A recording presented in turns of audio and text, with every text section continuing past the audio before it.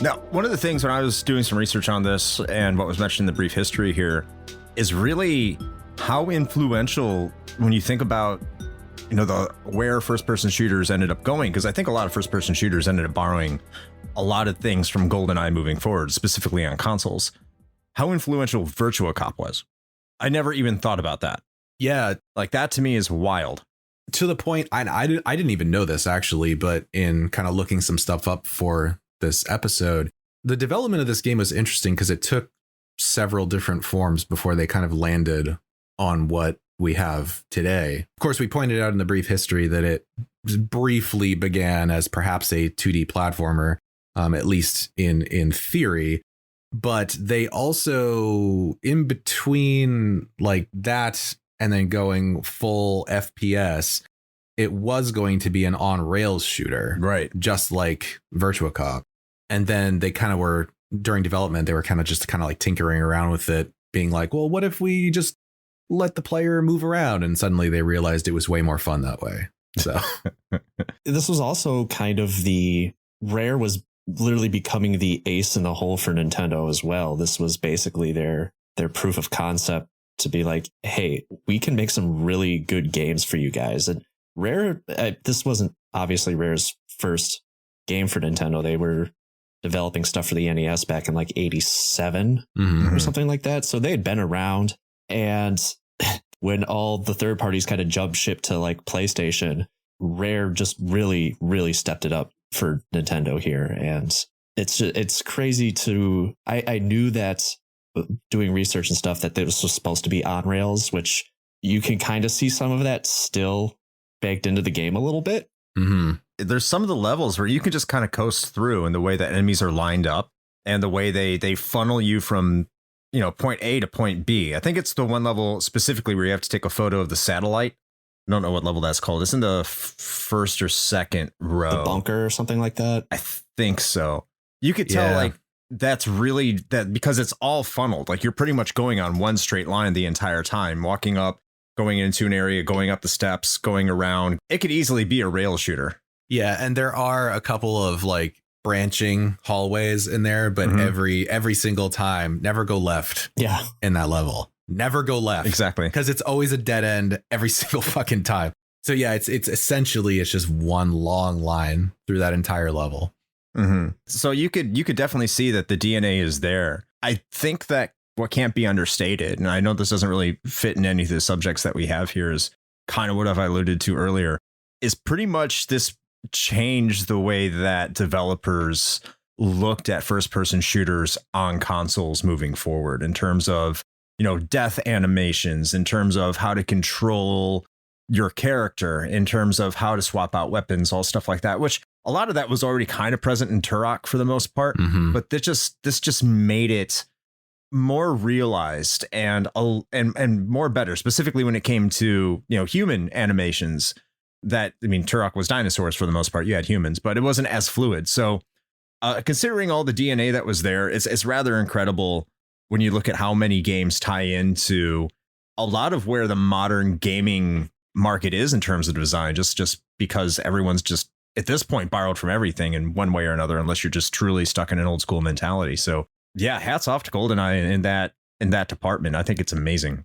Well, and I think the interesting thing about that too is that the relatively small team that they had working on this title, the majority of them had little to no game dev experience, as it turns out. That really could have gone one of two ways. Either it would have been a complete dumpster fire, but fortunately, what that sort of led to with GoldenEye is that it was a little bit of a haphazard development cycle in a lot of ways, and they were kind of throwing things against the wall and seeing what was going to work. But that sort of evolved into something that actually ended up feeling a little bit more like a natural experience, because like the layouts of the levels, with maybe that, corridor one notwithstanding, felt a little more realistic in that, there were like rooms or buildings that just meant nothing. There was nothing in them.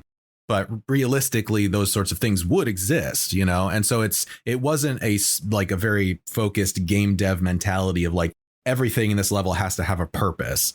it actually sort of provided this more like sense of place to a lot of things that I think helped with, sort of the immersion factor in the game, which, obviously we'll get into here in a little bit. Yeah. Well, at the time, at least. Yeah.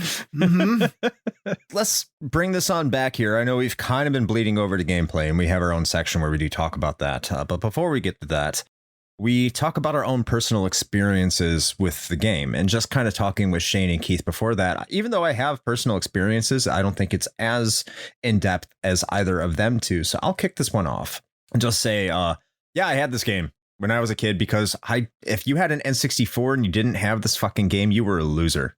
I'm sorry. You can really chalk it up to that. Like, everyone had this, everyone played it. And if you didn't have it, someone brought it over to your house to play, because at least after this game came out, there was at least one round of multiplayer played every single weekend when you went over to a friend's house. You might not play it the entire time, but for a good couple years, it would be, whatever that map, slappers, no odd jobs. And everyone, that's how you played. And it would go like that even well into like the PS2, GameCube, Xbox era. People were still doing it just because it became such a party game. And I was no exception to that. Very much caught up in that. Would always go over to a friend's house and they'd have their N64 hooked up, and we'd always play the multiplayer there. And I think my experience is just very prototypical of anyone who had an N64 at the time. I wasn't particularly good at it. I never beat the game when I was a kid. I always got stuck in the stupid fucking jungle level. Fuck that level. Other than that, yeah, I mean, it was just mostly a multiplayer affair for me. And I mean, when I say I never beat the game, I didn't even beat on Agent, y'all. I was terrible at this, but I still had a good time. And that's pretty much me. So, Shane, yes, what was your personal experience as a kid? The level you were looking for was complex, by the way. Okay. I like that level. Yeah, I do. I think that's probably the one that everybody played the most. The layout of it is pretty good. Plus, you get like all those little hidden like vents that you can sneak through and shit. Like, oh yeah, that's a good one. But yeah, no odd jobs, slappers only, or man with the golden gun. That's a fun one too. Yep. One shot, one kill. Those are always a good time. Yeah. As you might be able to surmise, I had a lot of personal experience with this game. Man, I played the shit out of some GoldenEye. That's all I got to say. Like, I remember seeing this, I think, first at a friend's house, which was a fairly common experience back in the day. And seeing it like one time, I was just like, I need this game. I need to get this. So, eventually I got it from my parents, probably Christmas, if I had to guess. And yeah, man, I played so much of GoldenEye. Like, we played a lot of multiplayer, of course. Like, anytime we had a sleepover or whatever, this always was present in some fashion for quite a while. But also, I played a ton of the campaign, to the point where it's interesting because I still have my original copy, because I still have my N64, my original N64. I popped that thing in to play through this again, prior to recording this episode. I was pleasantly surprised to find that my original save file is still there. Wow. Yeah, it is like fully complete. It is 00 Agent, all levels finished, cheat codes unlocked, fucking everything. On one hand, I was like, all right, like, way to go, past me. But then also simultaneously, I was like, how the fuck did I do that? Because like, going back and playing this game now, I'm looking at it and I'm like, I don't know how I managed any of that, because I was lucky to get through this on Agent difficulty this time around. I'm going to chalk it up to having a lot of free time and better reflexes, probably. I don't know. Or maybe a higher tolerance for frustration. That might be it too. Old man strength. Suffice to say, yeah, I loved this game. I put so many hours into GoldenEye.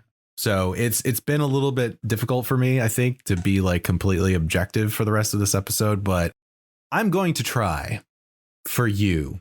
And by you, I mean the listeners. Fuck you too, but I'm doing it for them. So Keith, one of the reasons we brought you on is because you said that this game was an inspiration for your own show. Yeah. So I'm pretty sure that your personal attachment to this game, personal experiences for it are going to be interesting. So what do you got for us? Yeah, I mean, without GoldenEye, I wouldn't be sitting here talking. I wouldn't even know you guys even existed. He's like, I would not be alive here today if not for Pierce Brosnan. I wouldn't know like any of our friends or any of that without this game, because I replayed it in 2015 or 2016 or something like that. And by that time, it had already been, 15 years or something since I had last played it. And I don't want to spoil any of my thoughts here, but let's just say it made me wonder how wrong I was about some other games I grew up playing. So that's kind of where the inspiration came from. But yeah, I mean, I grew up with GoldenEye too. Just like Chris said, I mean, what kid with an N64 didn't have this game? I did have some friends that didn't have an N64, but we still brought them over. We also did some weird trading stuff with the game, which I kind of like Shane. I also have the original cartridge. I don't know if it's mine because neither of us wrote our names on it. I don't even know if it was actually my original cartridge or not. But yeah, I mean, either way, I played the crap out of the single player stuff when I wasn't around my friends. And the only reason why you really want to play the single player is to unlock all the stuff for multiplayer. So I was kind of miserable as a kid just playing the single player by myself because I just wanted to play it with my friends all the time. But it was every time you got further and further, you could go over to your friend's house and be like, I just unlocked double fisted. Yes. I just unlocked dual rockets. And so we just run around this arena with 2 rocket launchers, just blowing each other up. With grannies. Because honestly, like the single player wasn't really where it was at back in the day. Everybody just wanted to plug in all their controllers. And, only one of us was able to enjoy the rumble pack. If you were lucky, you at least had one. And then just played the shit out of the multiplayer. So for the most part, if you had friends back then, GoldenEye was a great fucking time.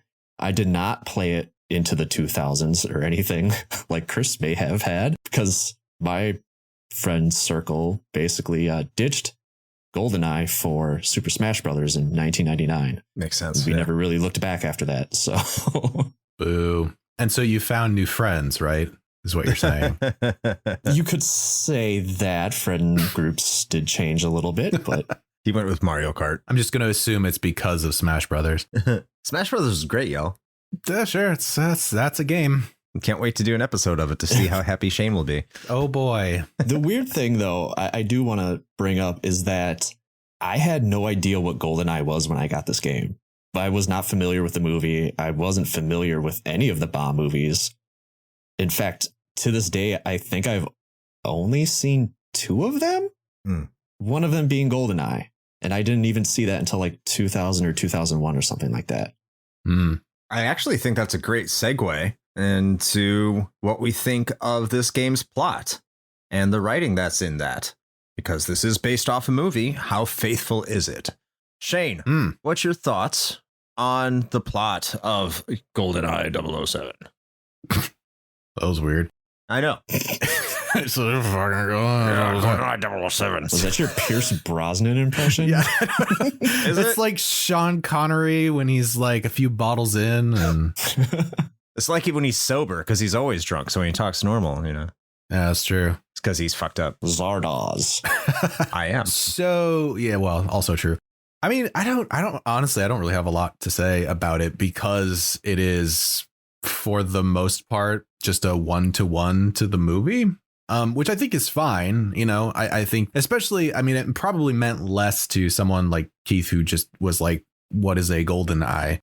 But if you were at least, if you had seen the movie and you were aware of the plot and everything, and then going and playing the game, it was cool to see the movie's plot basically recreated in the game, but in such a way that, obviously it's interactive. So it allows you to be a part of the plot of the movie. You are 007. And so from that point of view, I think they did well enough. I mean, there's literally, I think most, if not all of the dialogue is just straight line rips from the movie itself. And by dialogue, I do not mean spoken. There's no, it's just text. No spoken dialogue. Yeah. So there's that. I mean, I will say, as far as the writing is concerned, I really do appreciate the mission briefings that you get at the beginning of each single player level. Never read those as a kid. Never read them now. I don't think anyone did. I don't think as a kid, no one read those. I 100% did. Although, but again, I was that kid. Like I've mentioned before that my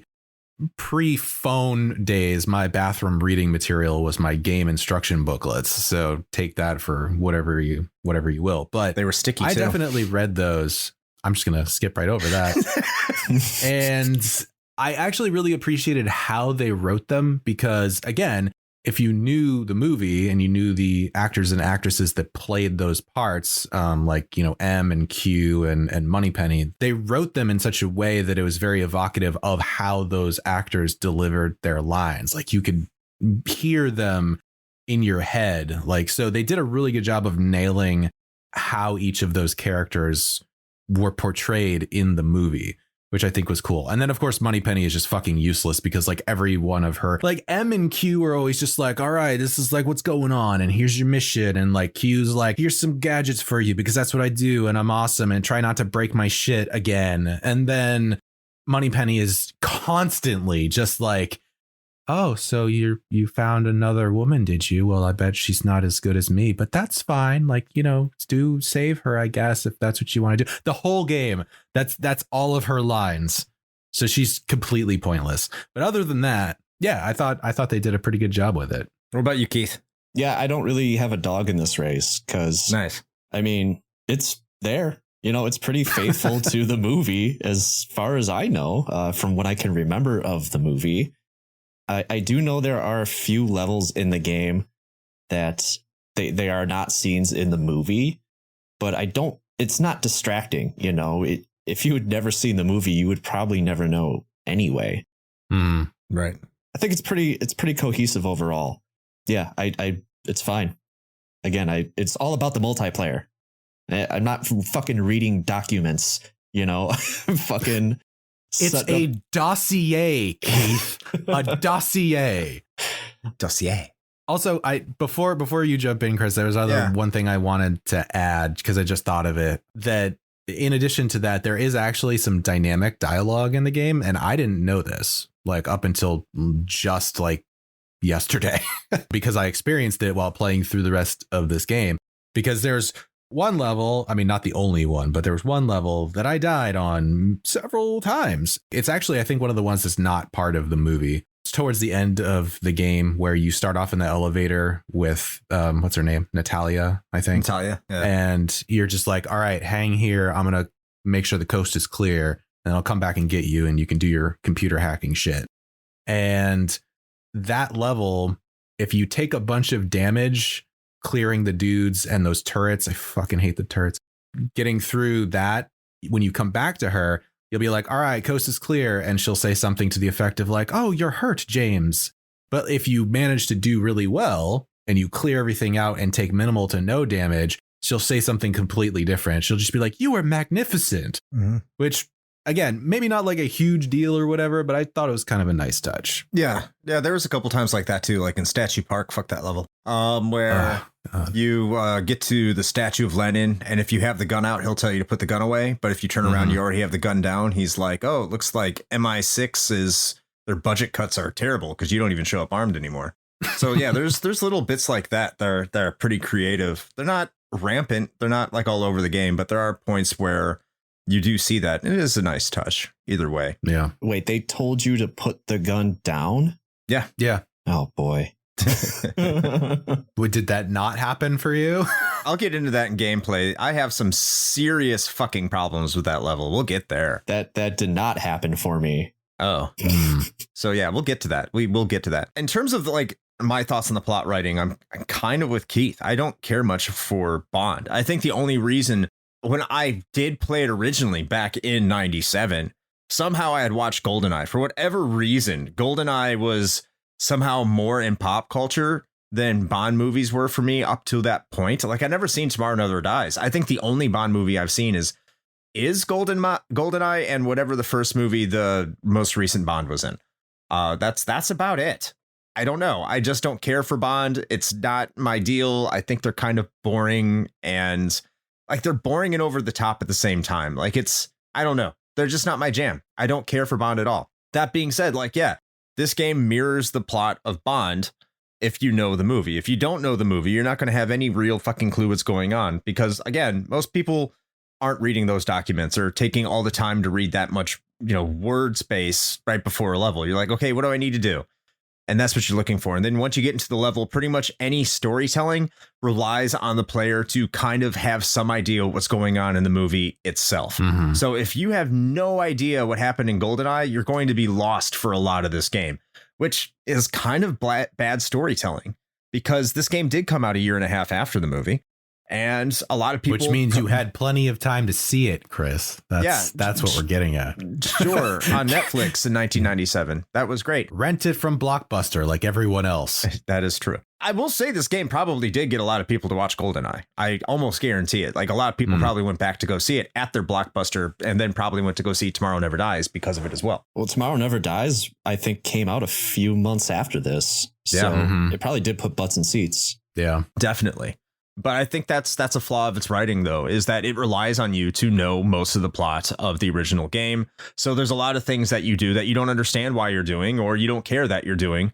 Like when you run into certain characters and they say some things like, oh, wow, that's cool. That's a throwback to the movie. Like, what's his face? It says, I am invincible. I'm like, OK, that's weird. I am invincible. Yes, but you're not going to give a shit about that if you haven't seen the movie. That's true. It's just the reality of it. And you could say that's a lot of the same for licensed games. So, I mean, it is a knock, but it's not too big of a knock. But I think other games that had basic, like very bare bones storytelling, I think did a little bit better, because a lot of those genres didn't really lend itself to that.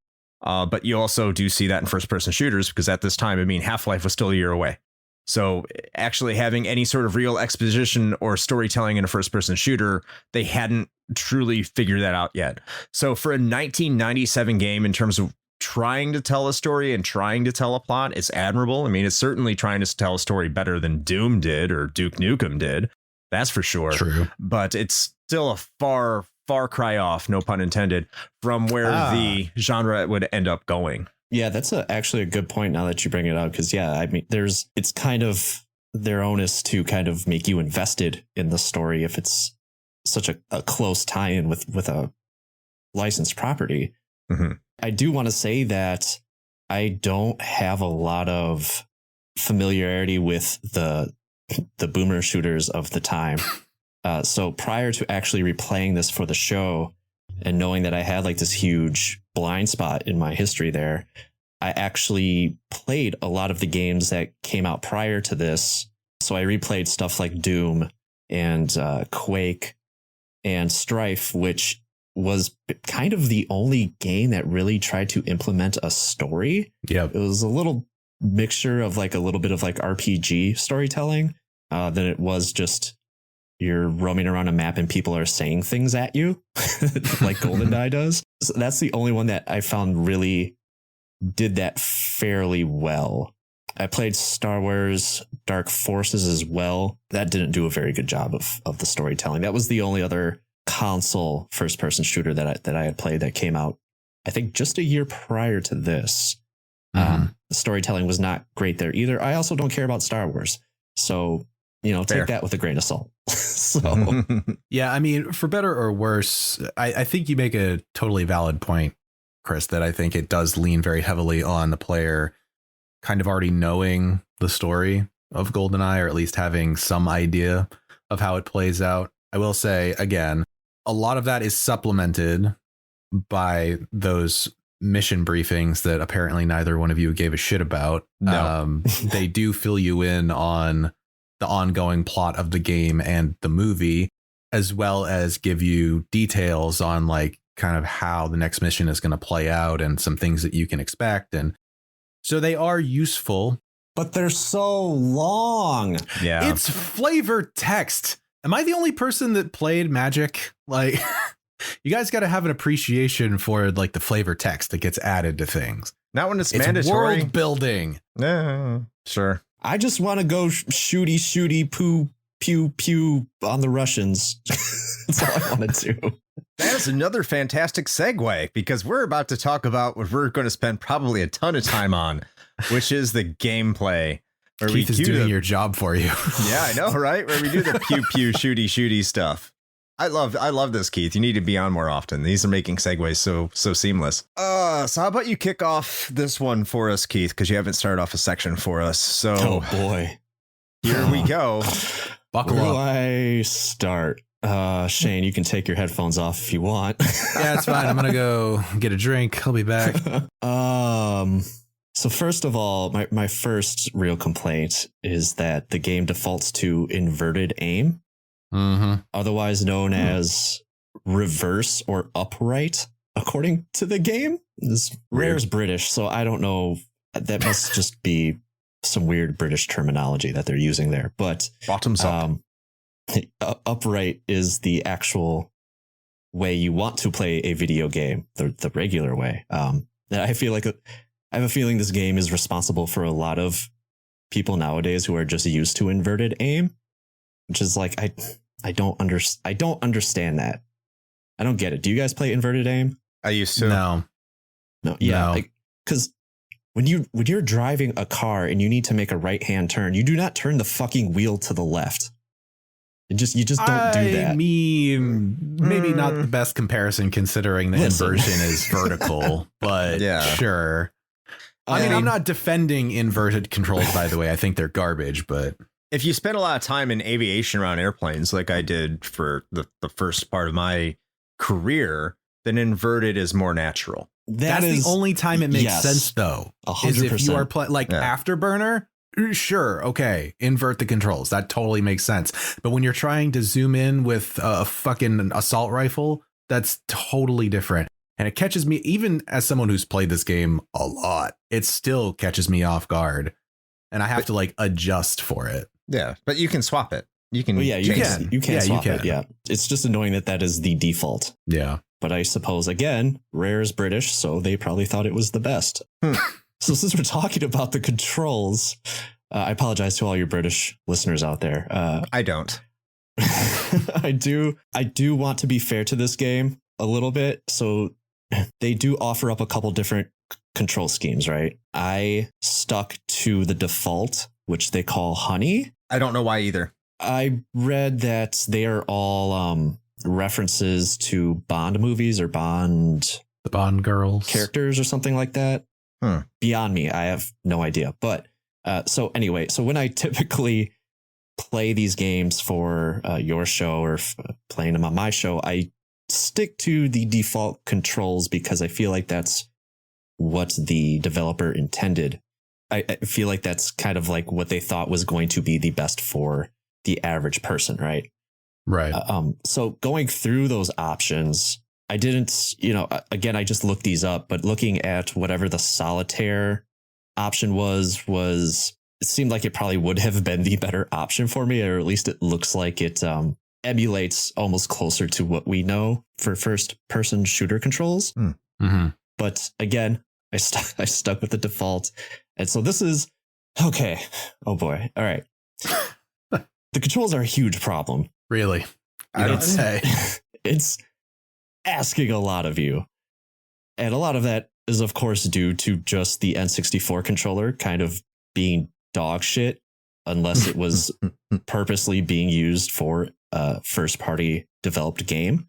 So you have the analog stick. You have the one analog stick in the center, and it only moves you across the X axis, right? You can just move back and forth, and you can just spin 360 degrees wherever you're standing, but you can't strafe. You can't strafe with that. If you want to strafe, you got to press left and right on the C buttons, or either or. Mm-hmm. Yep.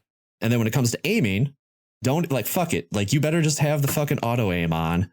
I would never suggest anybody play this game with auto aim off. Yeah, leave it on. Ever. Yeah, 100% agree with that. The only way the auto aim is not going to work in your benefit is if you're playing on the higher difficulties, because you do need to land headshots on motherfuckers to get anywhere in the game. But the only way to even do that is to hold the L or R shoulder buttons and then use the analog stick to line up your shot, and then use Z to fire. So you're doing like 4 different things just to fire your gun. But while you're doing this, that also means that you are planted there and you cannot move while you're shooting. which leaves you pretty much open to anybody else that might be shooting at you at the same time. Okay, I will say on that point that this is something I actually completely just left my brain for whatever 15 years. And then when I was playing it again this time around, I've remembered it 3/4 of the way through the game because, of course. But one of the nice things with that, I'm not saying it's a solution, but especially in that jungle level that Chris hated so much. Fuck that level.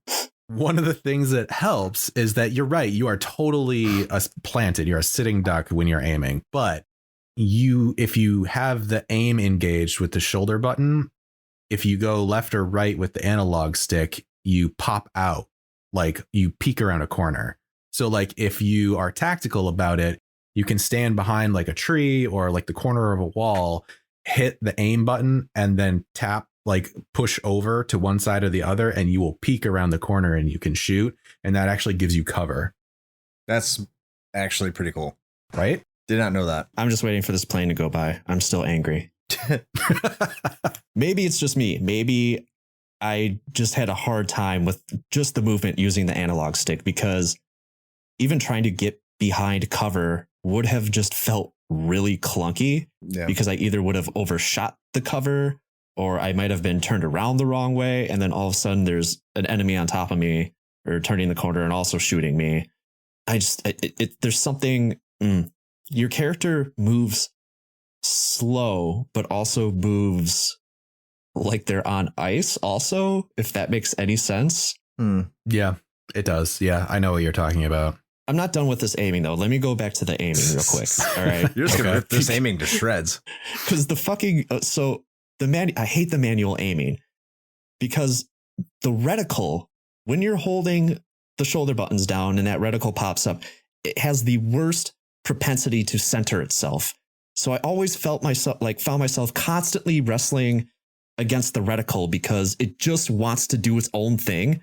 And the fucking Nintendo 64 joystick is the shittiest, most finicky piece of fucking shit put on a controller. But also, like, the aim isn't reliable. The auto aim isn't reliable either, because if you're in a room full of people, it just freaks the fuck out and doesn't know what to do. It is just aiming everywhere. It's like, it fucking sucks. Yeah. But then, on top of the movement, like, Bond has like just like this like weird glidiness to him, where it's like if I want to strafe, if I press down the C button just a little bit too long, he's gonna go way further than I need him to. See, I didn't feel that. No, I'll get to that in a second though, because on the aiming topic, first of all, totally with you on the reticle just kind of showing up wherever the fuck it feels like it, because there were several times where I would be trying to, like, I would be facing in a certain direction, facing enemies, and then I would hit that button to zoom in, thinking that I was going to zoom exactly where I was looking. And instead, for some unknown reason, it decided to zoom like way off up into the right corner or something. And then I'd have to like drag that reticle all the way back. And then by that time, I'm already getting shot in the face. So, it's kind of pointless at that point. But the other thing with the auto aim, it's like this double-edged sword, right? Because on one hand,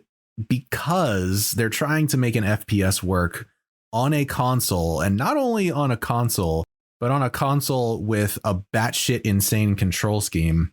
In addition to that, they made it very aggressive, right? Like, it is aggressively auto aiming all the time. Like, you can watch it if you sort of move yourself in one direction and there's an enemy that's, off to the side, you will watch your gun just wave over to the side of the screen, which on one hand is good because it's basically, accommodating for the fact that you're kind of fighting the controls the entire time.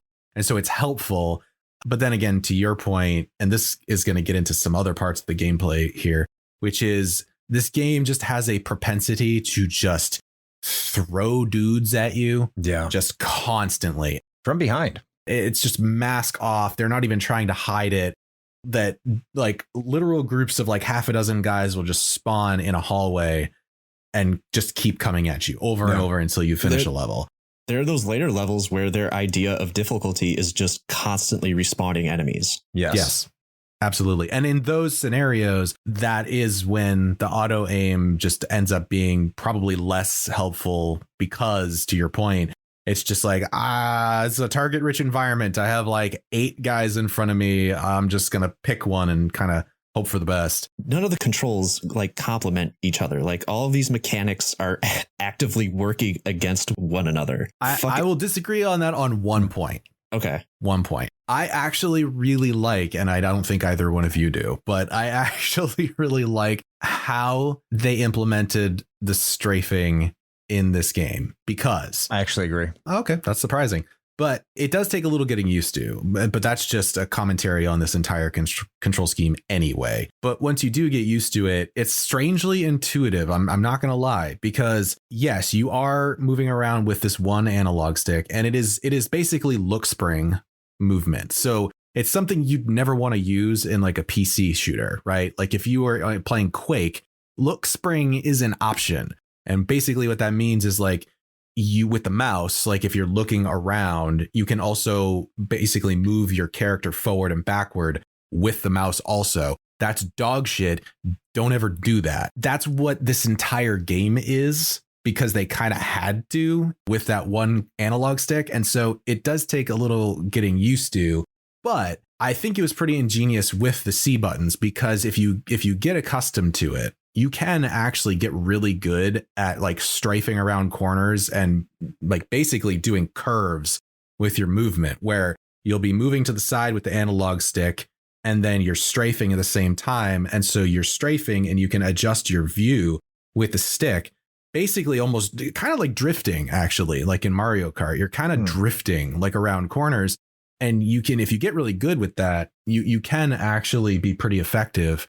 Not only in dodging enemy fire, but, you know, also kind of traversing the levels. So I got to give them credit there. They really did make do with this control scheme. And for what they had to work with, I actually think they did an all right job.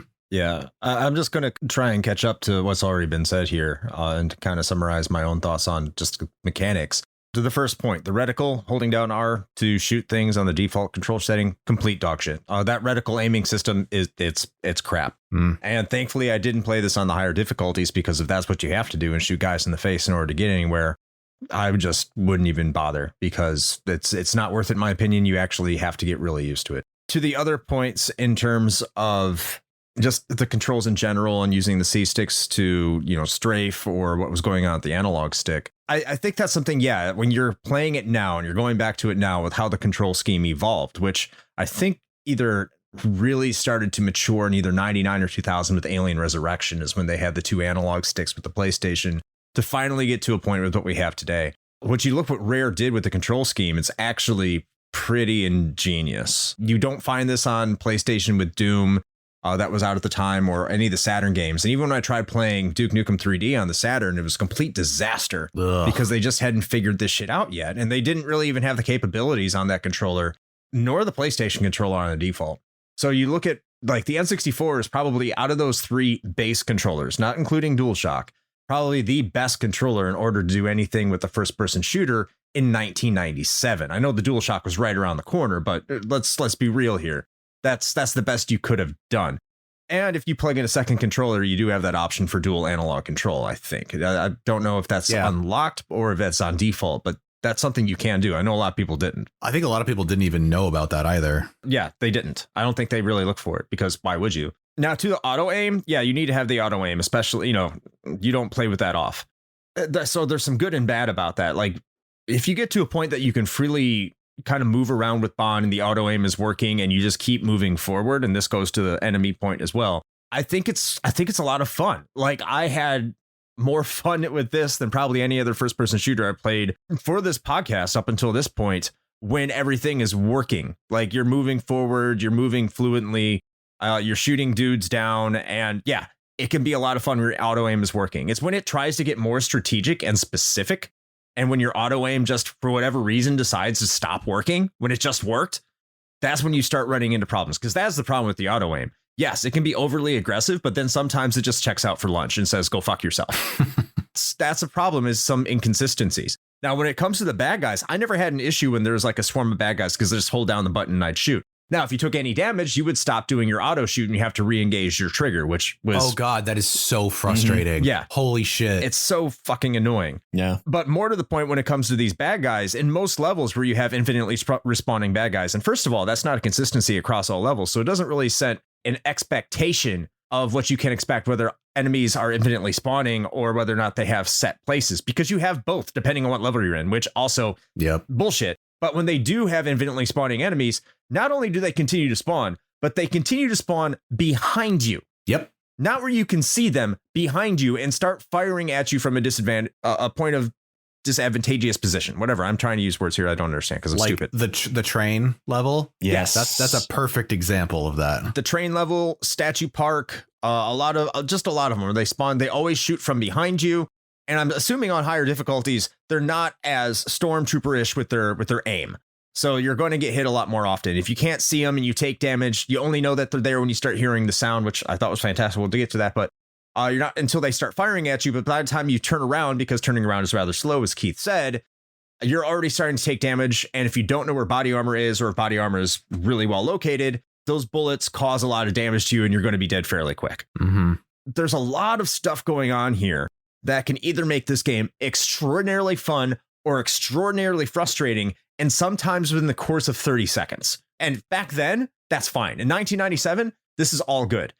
Now, you're like, where the fuck is my Halo? Why can't I put this on like an Xbox controller? Because that's what you're used to. Even going back and adjusting to that mindset, I think is a little bit easier for me, just because I think these were the only first-person shooters I really played with any extension. It's a lot easier for me than even going to a WASD controller, not like modern WASD, but like the fucking Wolfenstein, Quake, Doom WASD when those things first came out, where you had to use not even a WASD, it was the control pad, like arrow keys. Yeah, the arrow keys, not the mouse pad, the arrow keys and the space bar and all that shit.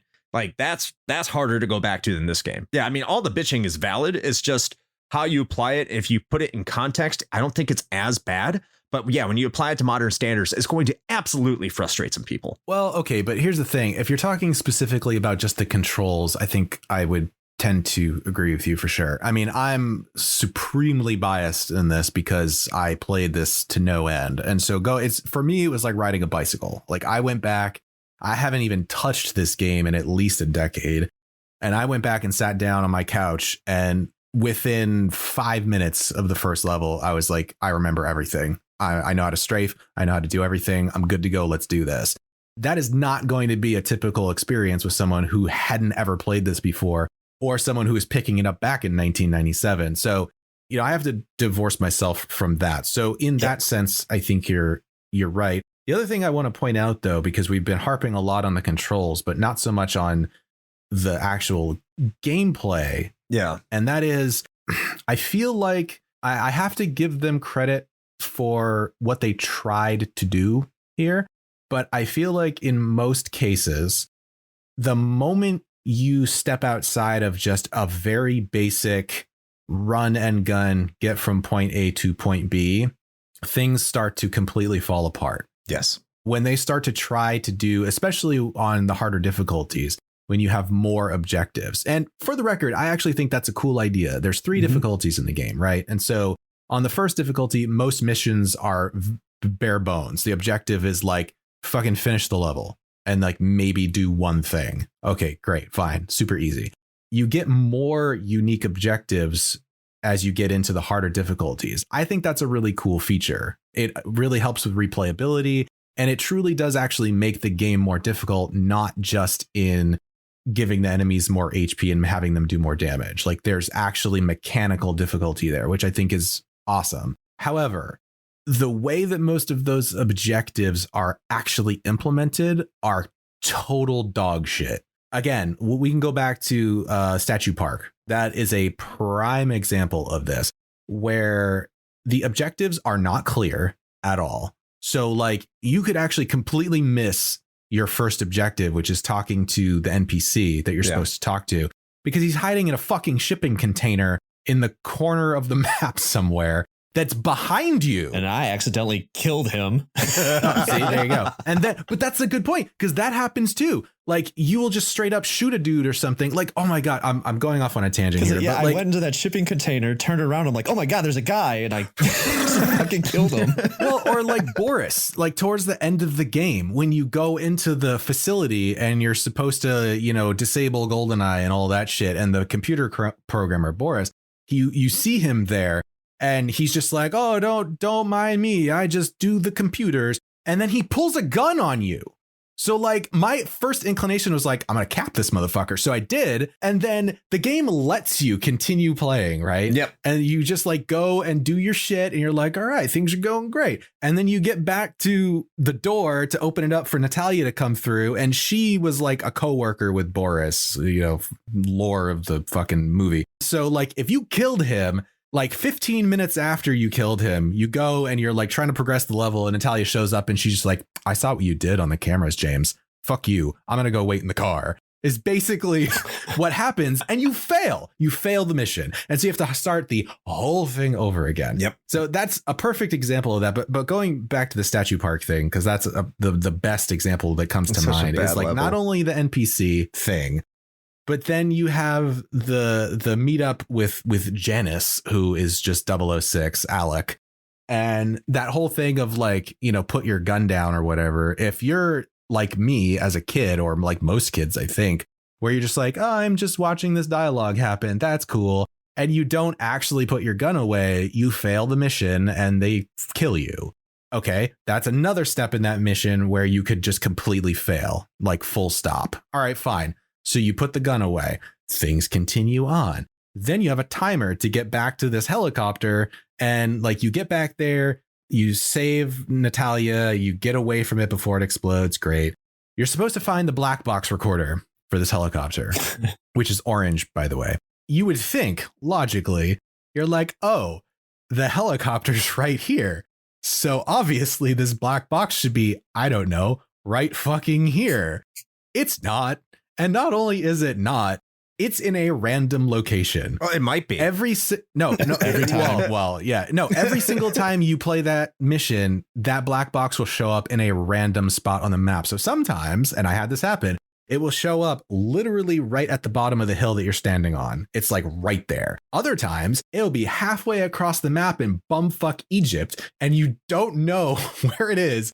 And you're backtracking with all these assholes with shotguns spawning infinitely behind you. So, OK, you get the black box and then you come back and you're like, all right, I'm at the end of the level. This is great. You show up and Natalia, being a fucking liability this entire game, is standing there with a gun to her head. And your first inclination is like, oh, I got to shoot that guy before he shoots her, because also there's other levels in the game that have hostages that if you don't kill the hostage takers, they just kill them and you, I don't know, fail the level. Again, with Natalia a bunch. OK, so you're like, right, this is what I have to do. This is what I have to do. So you go up and shoot the guy and it's like, banana, you fucking failed. And I'm like, what? Why? You don't even get that, though. You don't even get that. You don't get the rah, rah, rah. It lets you continue and leave the level. And then it's like, yeah, you failed. One objective. You failed. Fuck you. One objective? You suck. Out of 10 objectives? Yeah, fuck you. You're the worst 00 agent ever. You're so and terrible. Because you're supposed to just walk up and talk to the NPC, or rather let him talk to you, and then you just leave the level. That's what you're supposed to do. But nothing informs you of this. There's like at least half a dozen failure points in just one stage that are so not communicated. The worst part is that there's no checkpoints. No. There's no checkpoints at all. Nope. So you have to literally do all of those 6 objectives over again. Mm-hmm. Now, I mean, for what it's worth, pretty much all of the levels in this game are fairly short.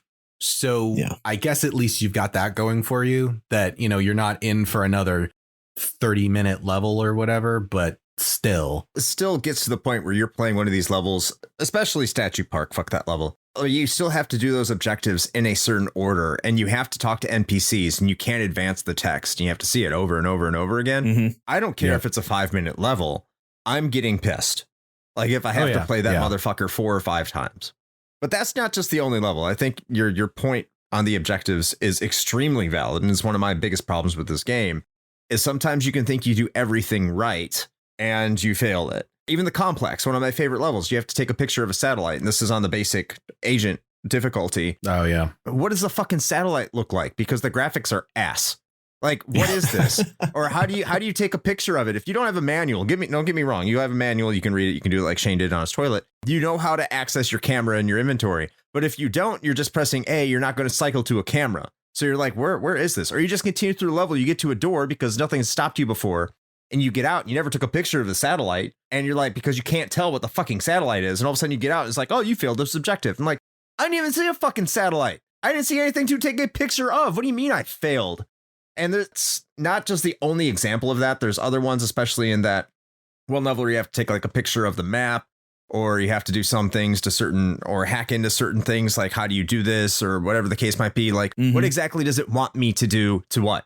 Because it's never consistent in how to access things or do things to things. Or like when you have to disable controls and you walk up and you press B on it because that's the action button.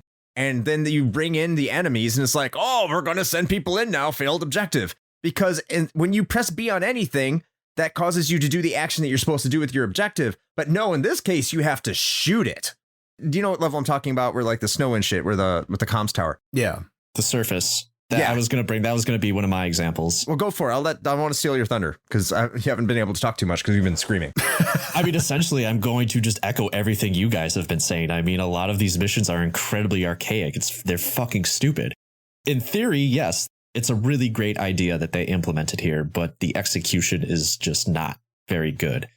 The key items even being on an entire separate screen, the pause menu, is fucking tedious because half the time you don't even know you have that item yet. You think you're going around the level being like, oh, I have to try and find this transmitter or whatever.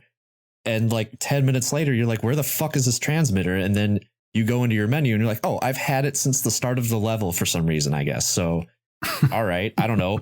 Maybe that was in the dossier that I didn't fucking read or something. I don't know. But yeah, Q would have told you all about the gadgets he gave you, but you didn't read it. And so it's like stuff like that, where the other problem I had too, where it's like, yeah, so like the surface level or whatever, if you have to if you have to put a transmitter on a comms tower or a computer or something like that, you can't pick it back up. They're just like, oh, here's this transmitter. Fuck you. You figure it out. And then you're just like, okay, I guess I put it. There's 15 computers in this level. I guess I'm going to put it on this one. And it's like, well, nope, you picked the wrong one. You failed the mission. It's like, well, let me just pick it back up. Why can't I pick it back up and use it someplace else? Like, it's fucking stupid. I hate it.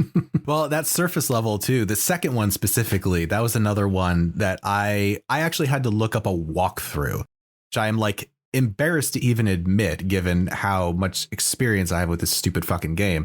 I had to look it up because it's the Servanaya the second time through, where like you have that red sky and everything's dark as shit, which also, by the way, like at least half of the levels in this game are so dark. It's impossible to see anything. It's like some real Silent Hill shit. Yeah, exactly. And we'll talk about that in the graphics, but suffice to say, it's fucking impossible to see anything. But like that level, I was stuck on for at least a good 20, 30 minutes, wandering around trying to figure out why I didn't complete the objective to destroy all of the security cameras. I was like, what the fuck? I've gone to every building on this level. Where is there a security camera? And I looked it up and it was like, even the walkthrough was just like, yeah, there's one camera. It's on the backside of the building in a corner, you know, where a security camera would never be because it looks at fucking nothing. And I'm like, oh, that makes sense. Yes, this was good design. And so like I finally found it and finished the level, but that's just like one of many examples. Or like, can we talk about the tank level, please? Yeah, sure. Which one? The one where you're supposed to use the tank to like go through the streets. Yeah. Okay. First of all, just don't use the tank. Like you think it's going to be fun because you're like, oh, I get to ride in a tank. That's badass. Except the entire level is designed to fuck with the tank. So if you just don't use the tank, that level is like infinitely easier because it's also just like impossible to aim the rockets, the projectiles from the tank, because if you use the aiming reticle, the rocket doesn't go where you're aiming. because it has an arc. I actually, the solution to that is I just aimed the thing down the entire time. So it would shoot closer than it would on a default and just went through the level like that. Yeah. And that's kind of what you have to do. But the objectives, even on the easiest difficulty, is just like, minimize, like don't run over civilians, basically. They run right minimize into you. Civilian casualties. And they will run. I wish I would have recorded it. I had one when I was running through that where I stopped the tank because also, by the way, there are cars in the way, right? Mm-hmm. So like if you blow up a car to make a path, you would think in a level about a tank, you'd just be like, I'm just going to run over this stuff because I'm fucking, I'm Gravedigger. I'm going to drive over this. And no, because you take damage from the explosion when you drive over a car. Because, of course, why wouldn't you?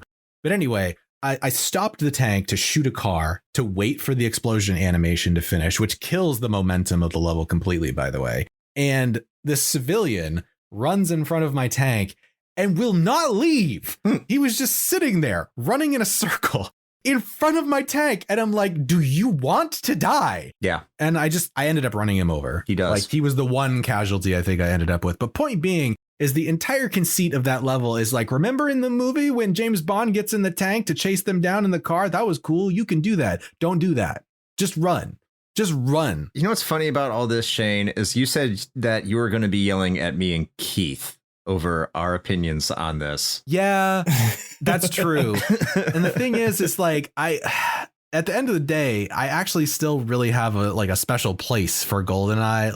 It's just you guys are not wrong. Like objectively, there's a lot of things from a design perspective in this game that are just infuriating and they haven't aged well. And I think a lot of it was like I was a kid and so that's all I had. Right. So we didn't know any better at the time.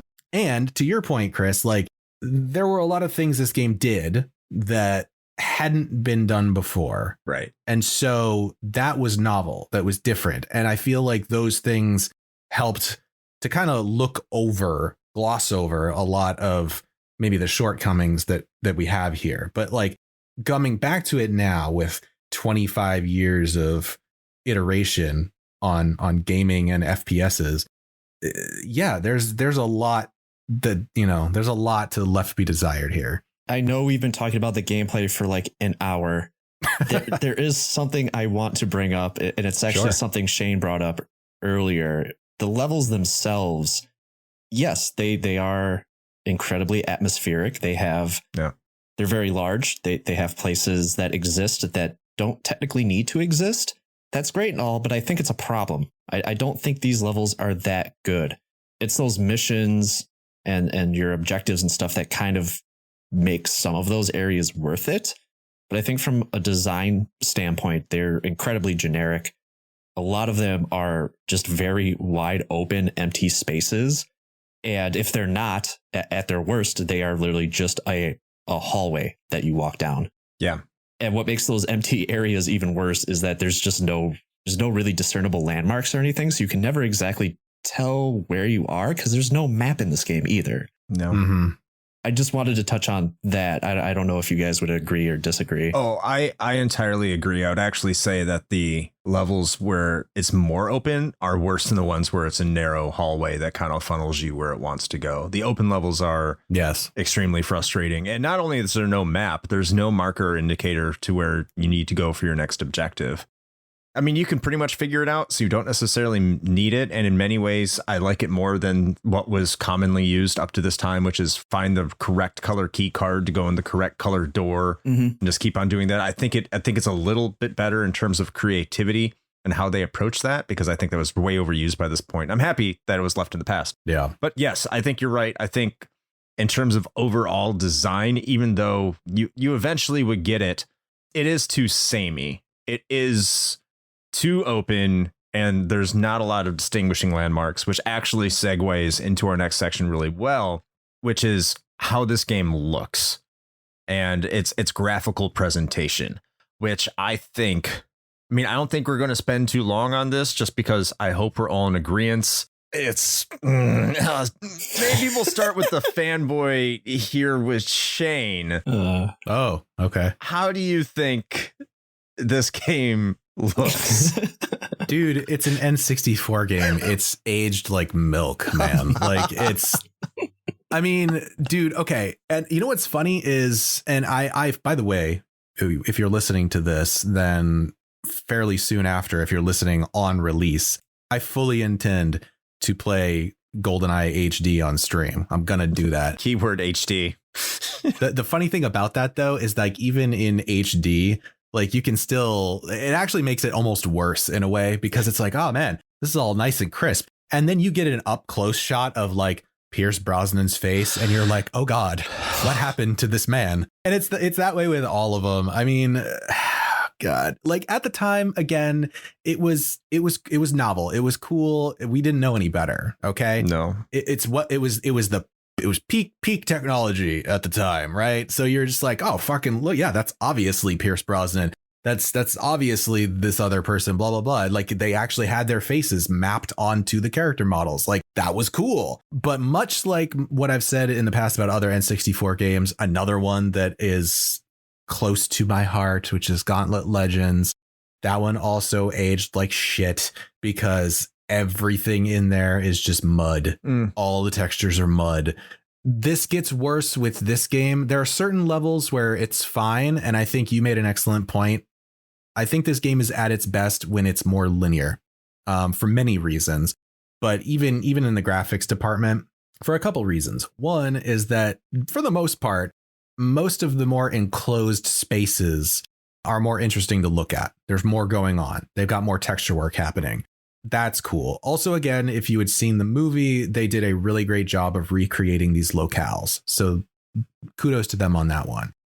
But outside of that, especially in the outdoor levels, you have a myriad of issues. One is that this game suffers from a ton of slowdown, especially in outdoor levels. And they were trying to mitigate that with, you know, what Keith mentioned with the Silent Hill approach of just being like, you can see 10 feet in front of you, but it doesn't really help. And all that really ends up doing is just making it so that the game still kind of runs at a shitty frame rate. And also you don't see the guy before he starts shooting you, which is fantastic. At least half the levels are pitch black practically. So that doesn't help either. A lot of the outdoor spaces are either just a lot of snow or a lot of dirt. And so you end up with that problem where the graphics are literally in some cases mud. Like the jungle one is an excellent example where like it's cool that you're trying to do this like commando predator thing of like trying to sneak through the jungle, which is the appropriate approach to that level, by the way, because if you try to run and gun, you'll just get immediately murdered. Yeah. I mean, I guess I'm going on and on just to say that it has not aged very well at all. I'm going to be really quick before I kick it over to Keith here. When we had Keith on this show last time, it was for Die Hard Arcade. And he said that it made him feel like a wet blanket. We said the graphics didn't age well, but it covered him like a warm blanket. I'm sorry, a warm blanket. Covered him like a warm blanket. Well, I was like a wet blanket. I'm like, what is that like? I said those are two very different things. Covered like a warm blanket. This is like, because this is where I was going with this. This is like if that warm blanket was wet over your face and covered in sticker brushes or whatever those sticky things. And you know, when you're running, you get them in your fucking sock and you don't want to take them out because it fucking hurts. And they're just all over your face. And it's like, what is this? What is this? That sounds rageful. Yeah, it's really fucking rageful. Shout out to Secret Levels. The draw distance is fucking terrible. And I noticed like it was really the last level was like a really a standout one where you're on the bridge and people are shooting at you. You can't even fucking see them. It's fucking garbage. Draw distance is shit. Oh God. Okay. I was hoping that wasn't just me. Oh my God. The turrets, you can't tell what the turrets are. You just see muzzle flash because they're so like blended into the environment, not because they don't have a texture model. They do, I guess, but it just blends into the background. It's total shit. I hate it. It makes my eyes hurt. The models are laughable when they're macking out at the last scene. It's entirely humorous. It's just something that it's going to actually tie into my final thoughts of the overall game itself. So I'm not going to continue. I mean, to be fair, though, I mean, I just want to throw this out here just to play fanboy devil's advocate, I guess. Is this a commentary on this game specifically, or is it a commentary on the N64 in general? I think it's more this game, really, because Mario 64 still looks okay.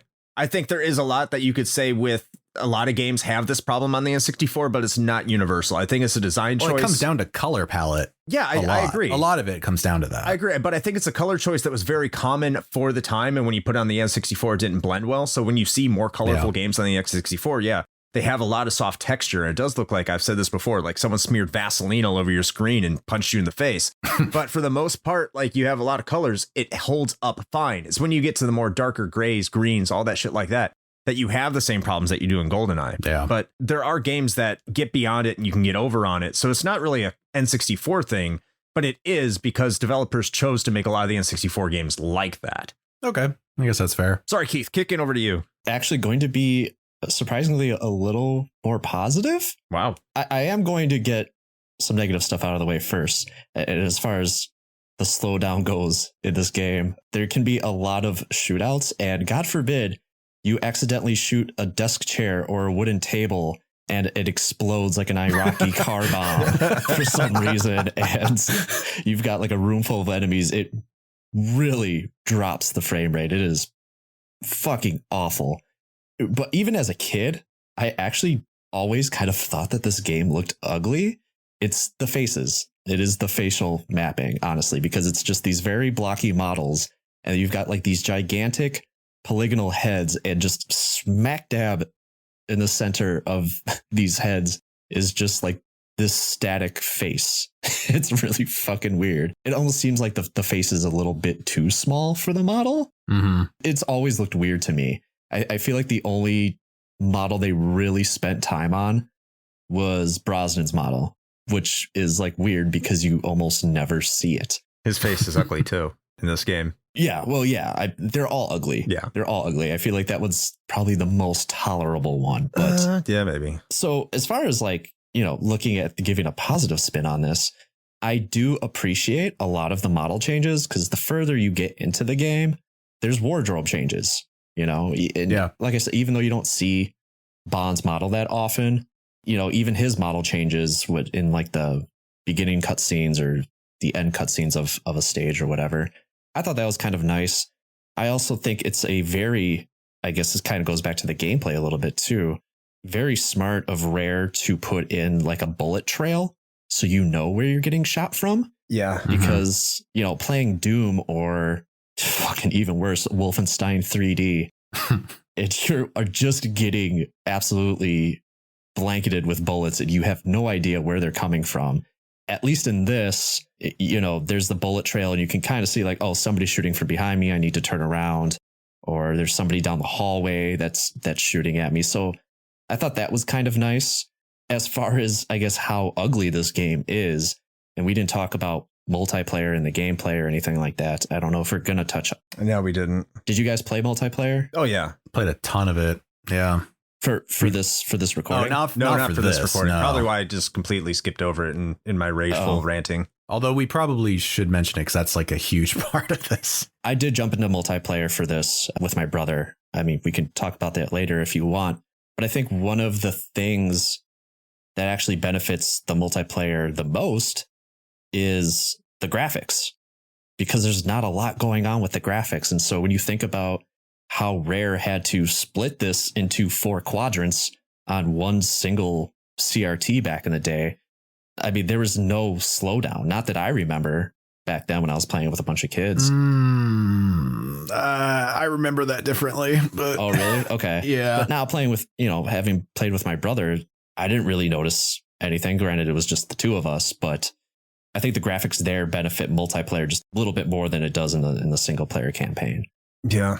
I think that's fair. I mean, so to be fair, I think the only times you really saw a lot of slowdown in multiplayer was with like the particle effects, like to your point about the explosions. Proximity mines. If you were running around with dual rocket launchers, then you were probably going to have a bad time as far as frame rate is concerned. But no, you do bring up a good point, though, about it in like the wardrobe changes and stuff. I thought that was definitely a nice touch, and the varied amounts of enemies that are appropriate for the level that you're in and that sort of a thing. Like, I do think that they put a lot of effort into that. I will say that I do really appreciate some of the enemy faces because they were just like not actors, just like randos. And some of them are just hilariously bad. Well, then you add on top of like they're really like awkward movements sometimes. Like they're so hilariously exaggerated. Like this is a pretty violent game, but the way the AI is programmed to react is it's cartoony. It's like Yeah. At one point I like walked into a room and there was just a soldier just standing there, and suddenly, just with no provocation at all other than just me walking through the door, the soldier took like the most cartoonish like hop, like 1 foot to their left. The side hop. Yeah. Yeah. And it was just so like, it was so awkward. It's so stupid. He died pretty good though. So I mean, I mean, they do have some cool idle animations though. I don't know if you guys ever noticed that, like in some of the levels, like in the jungle or some of those places, like if you sit there and you watch, like sometimes they'll like take their gun and like look up and around and like do this, like they're like swinging their arm around like they're swatting at a fly or something. Yeah, it's cool stuff like that. I will say animation wise, 497, I think it was to kind of cap off some positive things about the graphics here. Like what we talked about Virtual Cop, like the effects, the animation effects of where they got hit with the weapon. That was good for a 1997 time. Like if we shot someone in the leg, they would have a leg animation, or the body, head. You know, that's not something you would commonly see back then with a lot of games, for instance, specifically shooters. And on that point, I don't mean to interrupt, but just to kind of expand on that a little bit, again, with a little bit of positivity, that is really cool too, because things like the guns are actual objects that exist like in the world. So like, you can shoot a gun out of a dude's hands. And not only that, but there'll be a bullet hole decal on the gun model where you shot it. Yeah. And like you said, locational damage is pretty neat too, where like if you shoot a guy in the leg, like he'll start like limping along and stuff like that, which again was something that we hadn't really seen much of up until that point. That second point you brought up there, I know it kind of goes back to the bullet trail, which we were talking about, but the environmental damage, which a lot of people, when they think about environmental damage for a first person shooter, the first thing they go to is Red Faction. Yeah. I was impressed by the amount of bullet holes you would see in locations where there were previous firefights and how long the game just had that still in there as part of the environment. That's not something they had to do. And the fact that they kept that in there, or the fact that you could destroy something and the level would hold that, even though these levels, most of these levels where you have environmental damage are relatively small, the fact that they would try and keep track of that and do that is impressive for the time, no doubt. And I think one of the last things that I want to just touch on, perhaps before we move on, and this kind of straddles the line between gameplay and graphics, I think, but even though it is definitely a little clunky to get to your items from the pause menu, because it is, the pause menu itself is fucking fantastic. It's pretty fucking dope. I just want to point that out. The level of immersion that you get from that, where they very purposefully did this, like they could have very easily just made it a stock bog standard menu, but they didn't. Anytime you hit pause, your character looks down and your wrist comes up, and then it becomes your bond watch. That's your pause menu. And that's just super cool. And not only that, but the UI, the way that they designed it with like your health and armor meters being on like the curvature of your watch on either side, and then that being reflected on the heads up display. Like when you get hit, you'll see those meters flash briefly, so you can kind of see where you're at as far as like health and armor is concerned. Also a very nice touch. I just want to give them credit where it's due.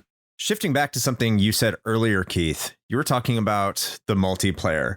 Now, we kind of skipped over that for the gameplay entirely, but what kind of fucking podcast would we be if we just didn't talk about the multiplayer in a GoldenEye title? I didn't play the multiplayer in getting ready for this, and personally, I'll be extremely brief. I think if you're playing multiplayer nowadays, you're completely playing out of nostalgia, and that's pretty much all I'm going to say. But Keith, what's your thoughts on the multiplayer? I'll try and keep it as brief as I can. So yeah, I did play the multiplayer with my brother. We still actually had a ton of fun with it, but I think that's due to two factors, which I think only one of which objectively applies, which is just the amount of options you have when it comes to setting up a match. So I didn't have everything unlocked for the multiplayer, because again, that's all you really want to play the single player for, honestly, is just unlocking all of those options. So we used some cheats and pretty much unlocked everything.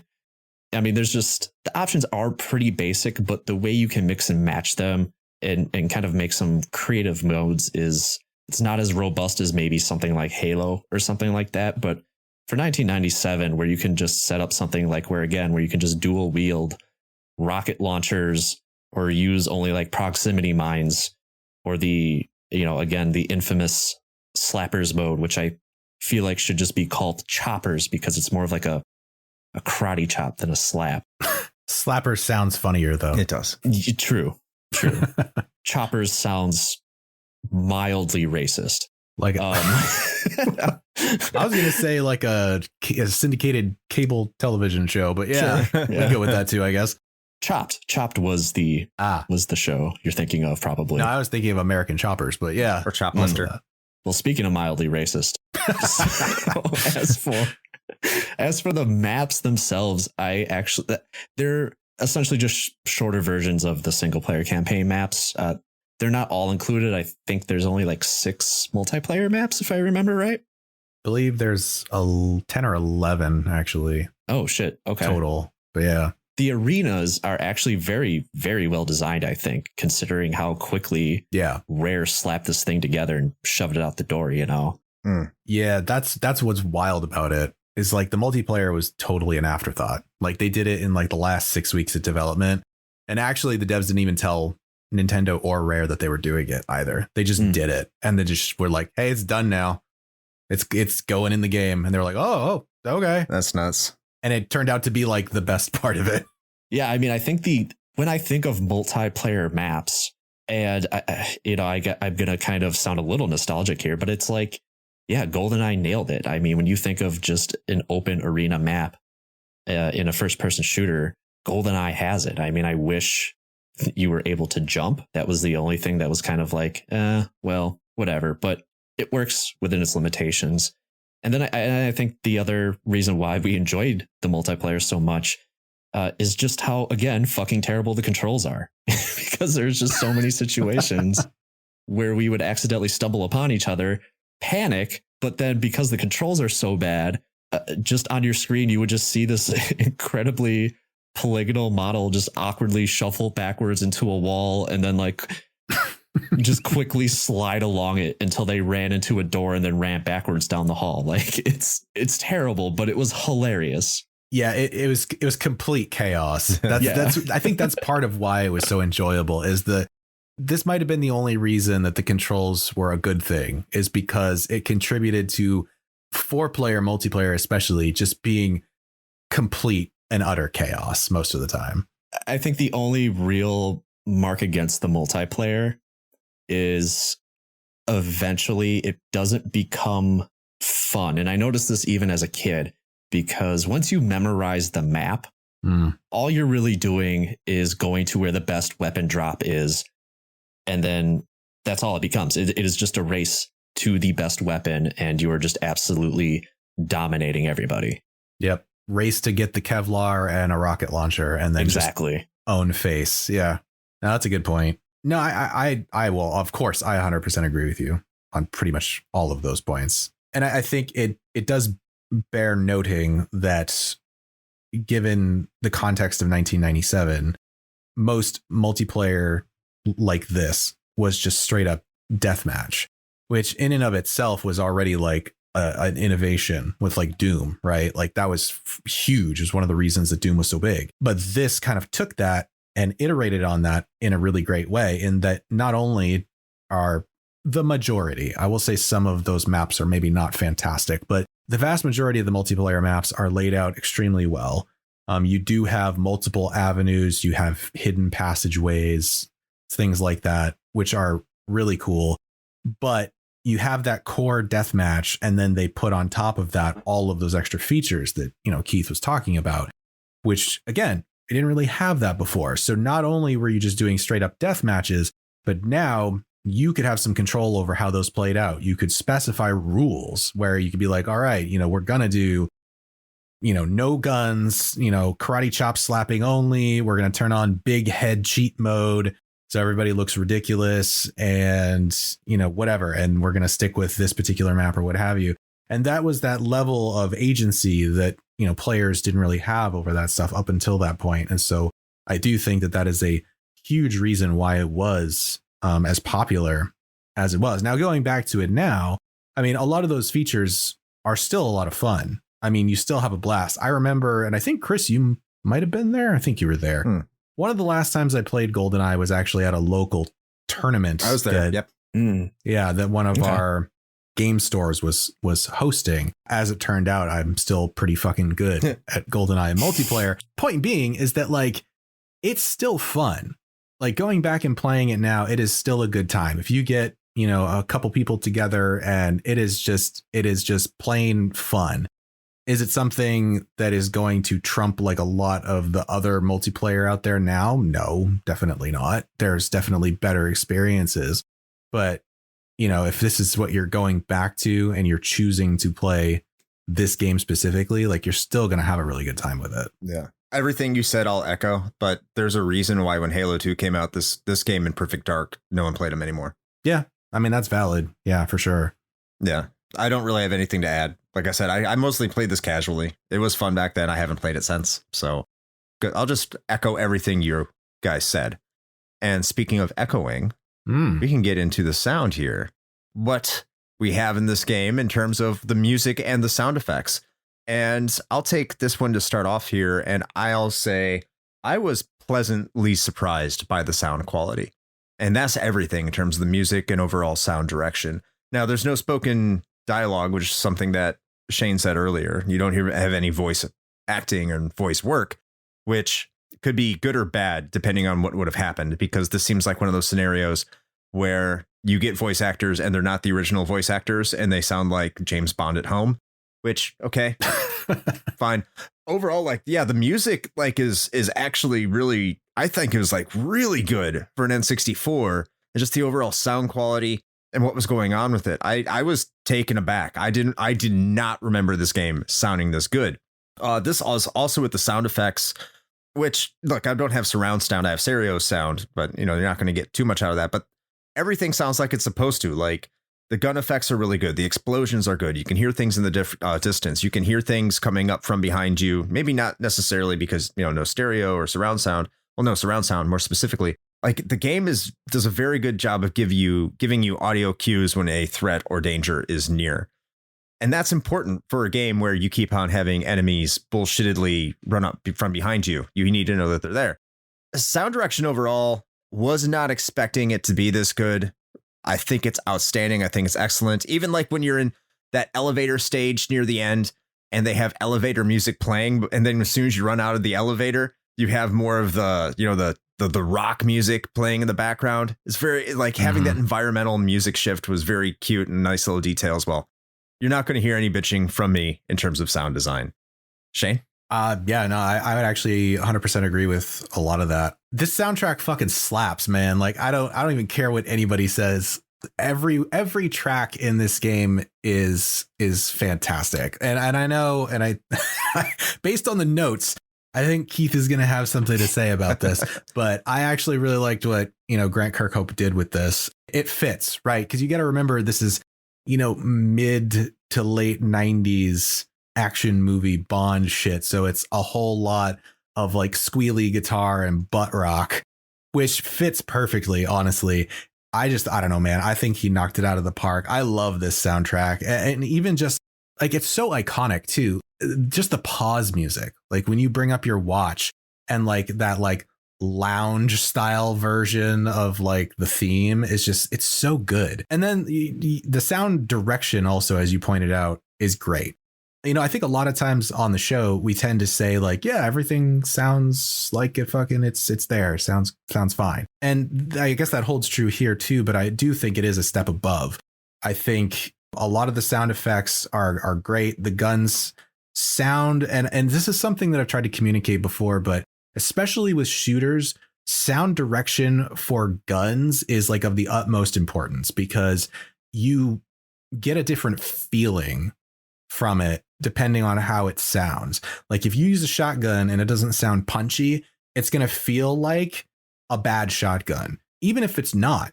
Like you could be doing amazing damage, but like if you're using a gun that just doesn't sound right, you're going to feel like you're not, like it's a shitty gun. And they do a really great job here. I think the ricocheting bullet sound effect will probably just be burned into my brain for fucking ever. I know that that's not like unique necessarily to GoldenEye, but it's just, it happens so often and it's so demonstrable in like the sound mix that I will never forget that sound effect. And also like the reactions to being hit, I think are really great too, because you have that like that gasp sound that all the time. And I just think that adds this extra layer to it. Yeah, it's not annoying. Again, to like that immersion. It's not annoying. It's not yeah, it's like it's not that. Yeah, exactly. I think this might be one of the places that even that I would have to say I have no qualms with it. I think they actually knocked this one out of the park. Keith, I mean, I'm not going to come down on this at all. It's like the story. I'm indifferent. I always, when it comes to Rare, I always get Grant Kirkhope and David Weiss mixed up. Turns out I don't like either of their soundtracks when they work on a game. And I know this was worked on by like a 3-person team as far as the sound goes and the music. The big name is Grant Kirkhope, and I just don't care for his soundtracks. It's just not my thing. And that's not to say that this soundtrack is bad. It's not. It's fine. I just don't care. The one tune I will say, the pause screen, music for that is a fucking bop. That is a great little fucking tune. Absolutely. As far as like the sound effects go, like with the guns, I kind of think some of the guns are hit and miss. Mm-hmm. There is like a rifle you get later on, like you can probably get them around like in the jungle or something like that. That just kind of sounds like you're ripping paper really fast. Oh, there's yeah. something just kind of weird about it. I know what you're talking about. Yeah. As far as like in particular, like I love, this is going to sound really fucking morbid, but I love the way the bullets hit the enemies. There's something about it that's just incredibly satisfyingly wet sounding, but also like, it's like somebody's like taking a hammer and just pounding a bag of meat like incredibly quickly, especially if you're using an automatic rifle or something like that. It's as violent as it should be. It's very visceral. Yeah. Yeah. It's so I mean, yeah, for the most part, I'm kind of indifferent. It's fine. Okay. All right. So before we wrap this up, we're going to give you some fun facts, miscellanea, something like that. We only have something from Shane because he just went hog wild on what he could find. And we did cover most of what we were going to talk about here anyway, of what me and Keith were having in mind. But in that case, Shane, go ahead. Give us some fun facts about GoldenEye 007.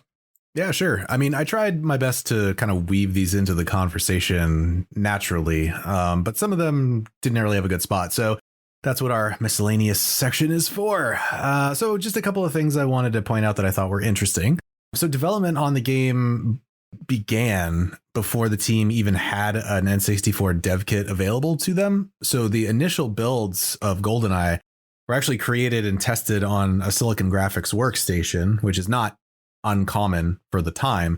But the wild thing about it is that they were testing this with a modded Sega Saturn controller. Great Saturn. I think it's pretty crazy. Yeah, exactly. There you go. That's all the confirmation that Chris needs.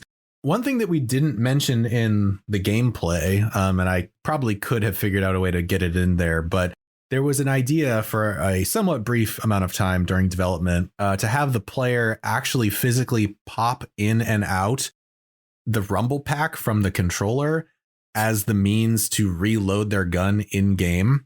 Nintendo ultimately shot this down, no pun intended. Of course. Yeah, no. Probably because they were like, yeah, maybe we shouldn't have kids mimicking reloading an actual gun. Just a thought. Yeah. It's not a good mechanic either. It's also a shit mechanic. Yeah. It was Yeah. a neat like idea on paper, right? Because they're just like, yeah, think outside the box. Like, so cool. I'll give them credit for that. But I would have probably hated that more than I hate motion control on the Wii. So That sounds like something Kojima would have done if he made GoldenEye. Yes. that's absolutely true. Yeah. We already talked about how multiplayer was kind of this afterthought thing that was this like crazy surprise success for them. But one of the things, or a couple things actually, for multiplayer that I found pretty intriguing were that there were actually going to be multiple Bonds that you could play as from the history of the series. They actually had the models created and ready to go and everything. You could have played as Sean Connery, Roger Moore, and Timothy Dalton.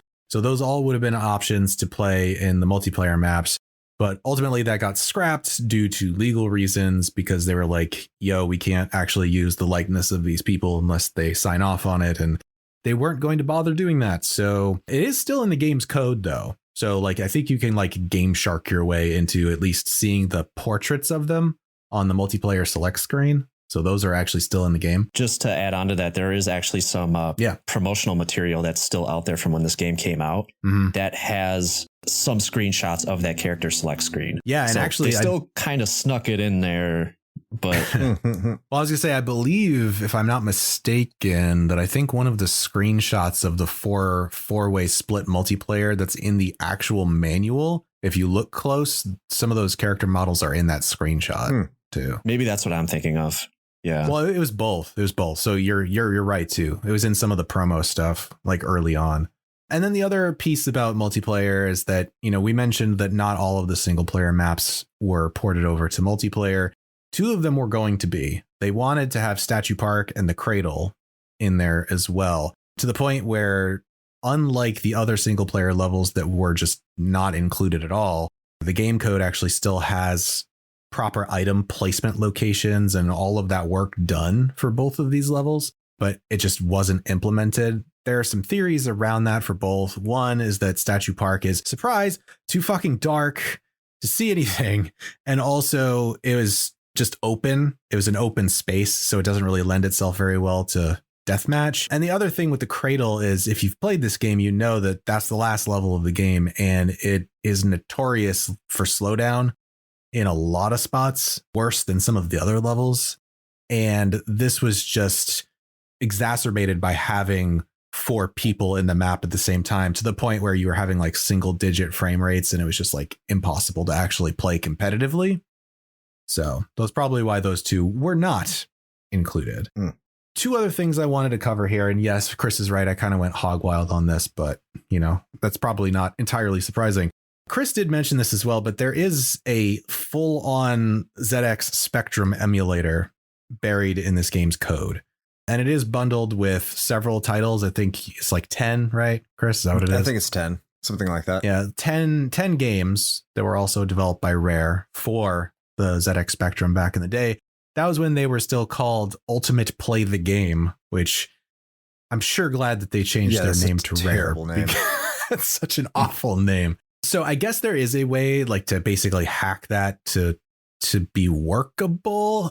Evidently, one of the developers just wanted to see if the N64 was powerful enough to actually emulate the ZX Spectrum. And so that's why they included it. They never intended it for it to be like included in the final shipping code, but they kind of like forgot to remove it. So it's buried. You can't get to it through normal gameplay, but it's still there. And last but not least, and this kind of goes towards what I mentioned in the brief history, is that Rare actually did do a remaster of this game. And I think it was around 2007. They got far enough into development that it was effectively done. Like they had done all the work. There's some screenshots out there you can see. And actually the remaster code, I think, is actually leaked thanks to the shit security that Xbox dev had at the time. So you can probably actually play some of it as well. But it ended up getting canned at like the last minute. And I think it was because of licensing issues, unsurprisingly.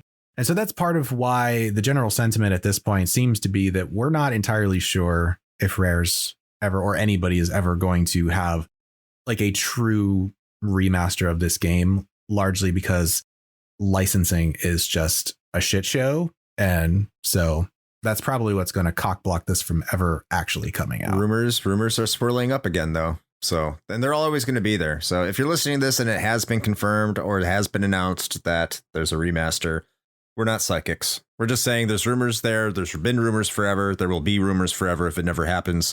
It's just one of those games that people always say we want to see a remaster of. So, hey, maybe there is one at the time you're listening to this. Maybe there isn't. Who knows? All right. So that wraps up the miscellanea here. This brings us to the end of this episode, and we're going to talk about whether or not this game holds up today. Since Keith is our illustrious guest, he will have the final word. Oh, no. He'll be going after myself and Shane. So just hold on there. Bottle up all that rage, Keith. I know that you've been saving. I'm going to kick this one off. I'm actually going to say, when I came into this episode prior to recording, I was going to say, like, A slight yes. Just because like when this game is fun, it's a lot of fun. When you're going through and just blasting enemies and you just go through a level really quickly and it's fluid and it can max out at those points. But then like we got talking about the objectives and all the other things and that big block of gameplay, and I can't say it does. It's just too much of that time. The controller, the way things have changed, bringing it back into today's modern era, all the things you have to do if you want to do anything beyond playing it on the most basic difficulty. And oh my fucking God, the graphics are so terrible. If there's one thing that keeps me from fully enjoying this game or trying to invest more time in it, is just how horrendous these graphics are. I can't play a first person shooter where it looks like the entire screen was covered in graph paper, like drawn over like with a pencil or some shit. It hurts my eyes. I can't play it. I can't see anything that's shooting at me. When that happens, it's a game that I can't recommend today. Yeah, 1997 definitely was a top 10 game, easily.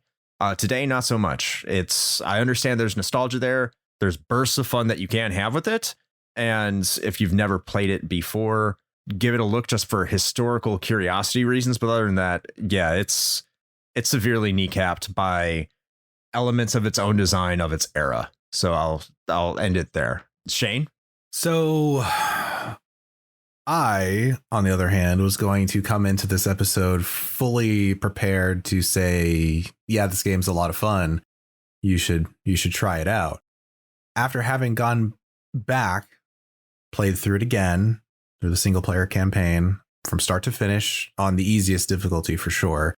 The sad thing about it is that, you know, it's never something that you want to hear from like a retro game podcast or outlet, but it really does hold true here in that you kind of had to be there.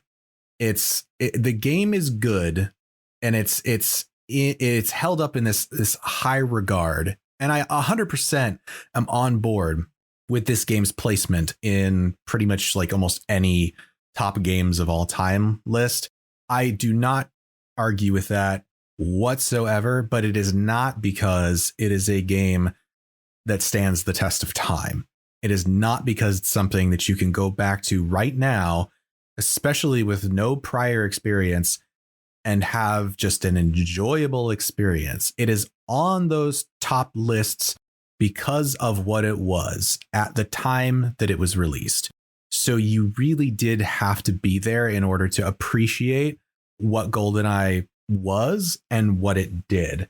And since I was there, I do have that appreciation for it. I had hours and hours of fun, not only just with the multiplayer, with a bunch of my friends ordering a pizza and having a sleepover, and actually Keith totally unlocked this like memory in my head when he mentioned the proximity mines only thing. Because I remember loving being a fucking troll and just like throwing proximity mines in a hallway when I knew somebody was trying to chase me down, and then just waiting for them to like walk over them and just explode and die and just laughing in their face. It was brilliant. It was brilliant. I have a lot of really fond memories for it. And like I said, I played through this entire thing on the hardest difficulty in single player and unlocked everything. I don't know how I did that. I had a lot of time on my hands as a kid, I guess. Which is all to say that, is this something that holds up now? Unfortunately, no, it just really isn't. There are so many other superior options. And to be fair, those superior options had to stand on GoldenEye's shoulders, I think, in a lot of cases. And so credit absolutely where credit is due. But if you don't have that muscle memory of how to play this game with that N64 controller, and you don't have the nostalgia to be able to overlook a lot of the things like the objectively shitty graphics and a lot of the very archaic mission design, you're not really going to have a good time. And then you might say like, okay, well, what about the multiplayer? Like that still holds up, right? It does. If you can find 4 people to sit down with N64 controllers and play split screen, then yeah, you might have a decent time. But then again, even then, like there's fucking Halo. Like why would you not just go play something else instead? Right. So it pains me to say this as a GoldenEye fan, but this game just has not aged well at all. All right, Keith, you got the final word. Close it out. Does this game hold up today? I'm really glad that Shane brought up kind of the legacy of this game, because I don't think we really talked about that much in this episode, because yeah, first person shooters have existed prior to GoldenEye, but this was on a console, and this was the first one that really kind of figured it out, despite how clunky that N64 controller is, which you guys went to bat for. I'm not going to argue against that. One of my things that I always say is that, yeah, you can get used to the controls. Sure, absolutely. 100. And I did 100%. It doesn't mean it's good. So I'm just going to throw that in there. But I mean, yeah, as far as the legacy goes, I mean, we wouldn't have stuff like Halo or, you know, stuff like even Fortnite or things like that. As far as this game goes, as far as GoldenEye goes, playing it today, I don't think GoldenEye holds up. I think the first person shooter genre has absolutely left this game behind.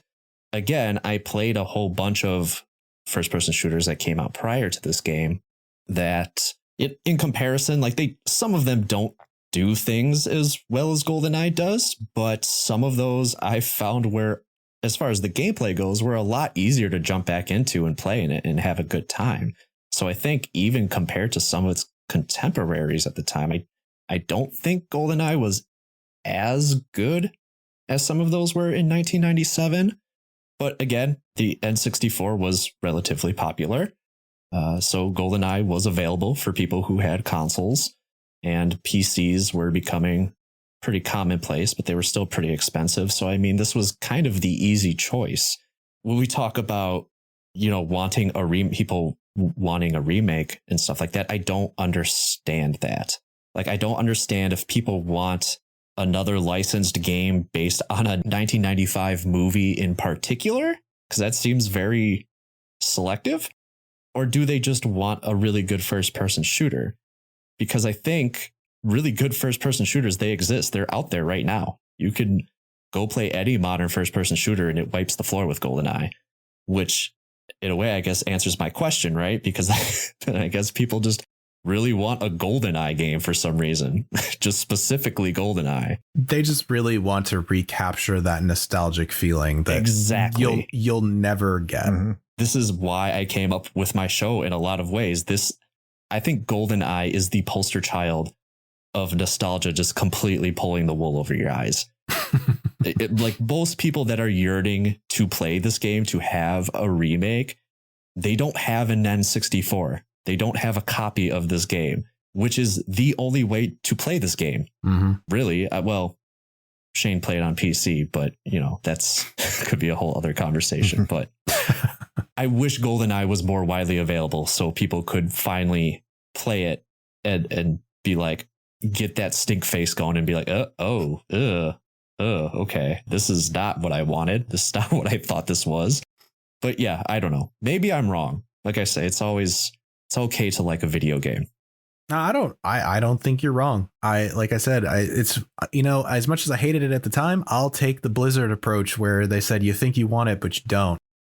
And it's true, because a lot of people think they want it, but you really don't. You don't. And, you know, to the point of it being more widely available, I don't even know if that would help, because it's not even the same experience, right? Like the N64 controller is integral to the experience of this game. Well, no, if you're playing it any other way, it's not the same game. You can use the N64 controller on the Switch now. So if it ever came to that, that service that they have, you could very well play it on the N64 controller. Well, my point is, like, in order for it to really be a true experience of someone like being like, okay, you think you want to play this GoldenEye game, even if you've never played it before, like, here, play it with this controller, because that's what you're asking for, is you want this experience.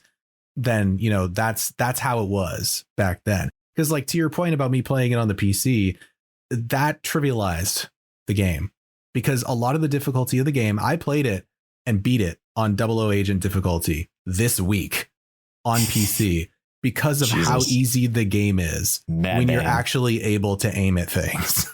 That's the reality of it. Oh yeah, I can imagine. I think we've talked about this game for 2.5 hours, making this one of the longest episodes in the Retro Hangover library. I think this is definitely a game that was important to all of us. And this is a game that we all had a lot of fun with when we were kids. I mean, I don't think anyone's going to challenge or deny that. But you do come to a point where, look, a lot of retro games do hold up really well. But this is one of those games from that era. This era in particular is notorious for having games that just don't pass muster anymore, whether it be for graphics, whether it just be for a control scheme that just doesn't match up because they were just starting to get used to analog controls or whatever the case might be. And this game is falling victim. But this was also an era where you're still seeing a lot of creativity, where you're still seeing a lot of novel ideas, and you're still progressing the industry forward. And I think that's where GoldenEye falls into. You see a game that, as Keith said, really advanced the idea of how to put a first-person shooter onto a console, which to this day, outside of maybe sports games, is the largest genre of video games on the market. Is what everyone is playing. And if there's not a first-person shooter, is a shooter of some type, which has still evolved in some ways from the first-person shooter when it comes to dual analog control and so on and so forth. This is where it all started. This is the bedrock. This is where that idea really came to something more than just a concept, with the C sticks and the analog sticks, and the fact that you could use dual analog sticks if you had two controllers. And not only that, but it was a console first, console exclusive exactly FPS, which at the time was like unheard of. So up until that point, you had shitty ports of shooters. You had Doom on the Super Nintendo, for fuck's sake. Yeah. So up until this point, that was totally unheard of. So again, that it goes back to that place and time. Like you had to be there. Best game before this was Turok. Yeah. And then that's a whole other discussion. But I think we've talked about GoldenEye enough for today. Thank you to our listeners. We hope you enjoyed this episode, even though it's a little bit more of a longer one. We do appreciate it. And before we head out, we would love for our guest, Keith, who is also an amazing patron. Thank you very much, Keith, to go ahead and give him the floor so he can plug himself and his show. So where can we find you on the internet? Well, it's very simple. If you're already listening to this podcast, you know how to find podcasts. All you have to do is search Main Quest Podcast in whatever app you're using, and I should pop up there. And if you would also like to get a hold of me or see what's going on with the show, you can check out my Instagram. That's The Main Quest. And I don't know, why not check out my Twitter? Why not? That is _Main Quest. Are you saying on your Twitter you might find some waifus to discover? You might discover that. You might also find out that it's okay to like a video game every Friday. What? Except for that one. Yeah, except for that one, yeah. Except for this one. Yeah, except for this one. All right. And as far as we are concerned, you know what? Keith called it out. Like if you're here, you're listening to this and you've already found us. So hi, how you doing? All right. We hope you enjoyed this episode. If you'd like to engage with the show in, some different ways besides just passively allowing it to massage your brain space, then you can do that. And we make it simple. You just got to go to Linktree/Retro Hangover. That's linktr.ee/Retro Hangover. And you will be presented with a finely curated menu of buttons that will take you to anywhere you want to go, as long as it has to do with us. So whether that be our socials or our YouTube or our Patreon or the merch store, if you'd like to support the show in that fashion, we would, of course, be forever grateful. Also our Twitch, which, Chris, why don't you tell the people what happens on Twitch every week? Well, every week at Sunday at 9 p.m. Eastern time, we massage your grannies. And I'm just kidding. We play a video game over at Twitch. That's in the hot tub section. Yes. You don't choke them? Well, look, only if they it's ask. A slow build. We have to progress that. Twitch.tv/Retro Hangover. We play games. We don't choke and massage grannies. We play video games while having a great conversation with the people who show up, and a colorful group of people who are all usually part of our Patreon or Discord. And yeah, it's great. Twitch.tv/Retro Hangover, 9 p.m. Eastern time on Sundays. And we hope to see you there along with the rest of our community, who is fantastic. So Maybe this time we'll still be playing Lunar. We'll find out. Or maybe we'll be playing some GoldenEye 007 on PC and just doing 00 Agent like it's nothing because you can do the things you're supposed to do. Hell yeah. That's what we got. Back to you, Shane. All right. Well, I suppose with all of that being said, until next time. Play with your we're all making out to credit rolled awkwardly joysticks. Awesome.